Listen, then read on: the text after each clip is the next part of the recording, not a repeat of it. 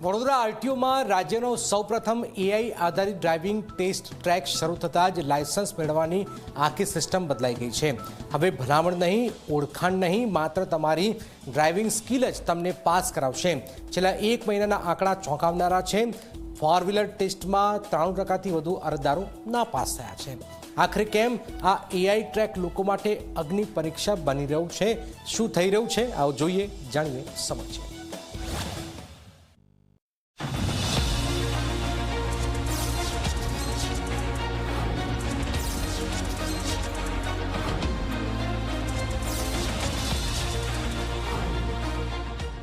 બે જૂનથી વડોદરા આરટીઓમાં શરૂ થયેલો રાજ્યનો પ્રથમ એઆઈ આધારિત ડ્રાઇવિંગ ટેસ્ટ ટ્રેક હવે ચર્ચાનું કેન્દ્ર બન્યો છે। સમગ્ર ટ્રેક પર 16 અત્યાધુનિક કેમેરા ગોઠવાયા છે, જે ડ્રાઈવરની દરેક હિલચાલ પર બાજ નજર રાખે છે। અહીં કોઈ માનવીય દખલ નથી, એટલે ભૂલ થઈ એટલે સીધા ફેલ। કોઈ દલીલ નહીં, કોઈ ભલામણ નહીં। વડોદરા આરટીઓના નવા એઆઈ આધારિત ટેસ્ટ ટ્રેકે વાહન ચાલકોના પરસેવા પાડી દીધા છે।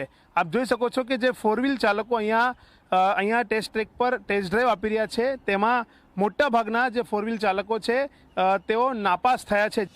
સૌથી વધુ ઉમેદવારો ટ્રાફિક સિગ્નલનું પાલન કરવામાં, રિવર્સ પાર્કિંગમાં અને રિવર્સ એસ ટ્રેક પાર કરવામાં નિષ્ફળ જઈ રહ્યા છે। એઆઈ દરેક નિયમનું સેકન્ડે વિશ્લેષણ કરે છે અને નાનામાં નાની ભૂલ પણ તરત જ રેકોર્ડ થઈ જાય છે।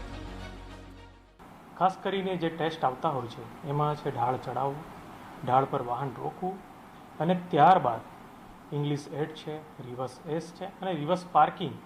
આ પ્રક્રિયામાંથી પસાર થઈ અને તમારો 4 વ્હીલરનો ટેસ્ટ આપવાનો રહેતો હોય છે। ખાસ કરીને વાત કરીએ કે જ્યારે જે જૂનો ટ્રેક હતો કે જેમાં જે પદ્ધતિ કે જે ટેકનોલોજી યુઝ કરવામાં આવતી હતી એના કરતાં આ પદ્ધતિ અને ટેકનોલોજીની અંદર ઘણા ખરા અંશે ફરક જોવા મળી રહ્યો છે। એ ફરક એટલા માટે છે કે કોઈ પણ પ્રકારનો ટેસ્ટ, માની લો કે તમે 4 વ્હીલર હોય કે 2 વ્હીલર, એ ઓટોમેટિક કેમેરાના કારણે રિકોગ્નાઇઝ થાય છે। છેલ્લા 1 મહિનાના આંકડા પર નજર કરીએ તો 4 વ્હીલર ટેસ્ટ આપનારા 1908, પણ પાસ થયા માત્ર 147, જ્યારે નાપાસ થયા 1761, એટલે કે માત્ર 7.7% જ લોકો પાસ થયા છે, જ્યારે 92.3%થી વધુ લોકો ફેલ થયા છે। તો 2 વ્હીલર ટેસ્ટ 3626 લોકોએ આપ્યો।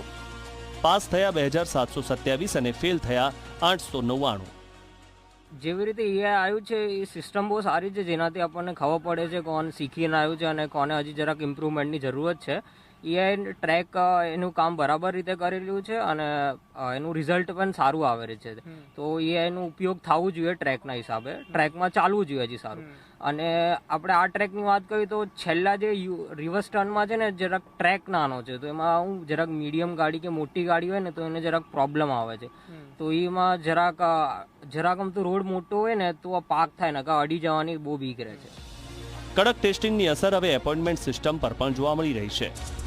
દરરોજ 120 4 વ્હીલર અને 184 2 વ્હીલરના ટેસ્ટ લેવાઈ રહ્યા છે, જેના કારણે 4 વ્હીલરની એપોઇન્ટમેન્ટ માટે 30 થી 35 દિવસ અને 2 વ્હીલર માટે 20 થી 25 દિવસ સુધી રાહ જોવાનો વારો આવી રહ્યો છે।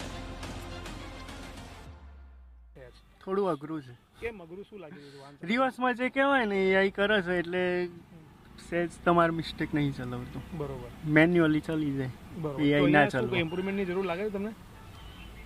થોડું ઇમ્પ્રુવમેન્ટ જરૂરી છે। શું કરવું જોઈએ જેના કારણે લોકોને મુશ્કેલી ના પડે? થોડું ટ્રેકિંગમાં જે કે સુધારો કરવો પડે એવું।